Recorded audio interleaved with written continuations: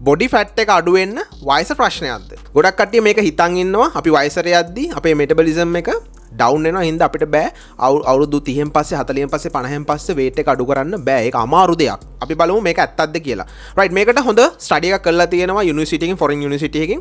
එතකොට එයාලා මේ ස්ටඩි එකේ කොහොමද මේ මෙටබොලිසම් එක වැඩි වෙන්නේ වගේම ඩ්‍රොප් වෙන්නේ වයසත් එක්ක කියලා. ඉතින් ඒකේ පෙන්නලා තියෙනවා පොඩි කාලේ ඉඳන් අවුරුදු 20 වෙනකන් ඉන්ක්‍රීස් වෙනවා මෙටබොලිසම් එක. ඊට පස්සේ 20න් පස්සේ චූටි ඩ්‍රොප් වීමක් වෙන්නේ. ඒක මේන්ටේන් වෙනවා අවුරුදු 60ක් යනකම්. ඊටෙන් පස්සේ තමයි ආයේ ඩික්‍රීස් වෙන්නේ මෙටබොලිසම් එක. වයසත් එක්ක මෙටබොලිසම් එක යන්නේ ඒ විදියට. ඔයාගේ weight එක අඩු වෙද්දී මේ මෙටබොලිසම් එක ඩවුන් වෙනකොට ප්‍රශ්නේ තියෙන්නේ ඔයාගේ වයස නෙමෙයි. ප්‍රශ්නේ තියෙන්නේ ඔයාගේ ලයිෆ් ස්ටයිල් එකේ වෙන චේන්ජ් එකකින් හින්දා.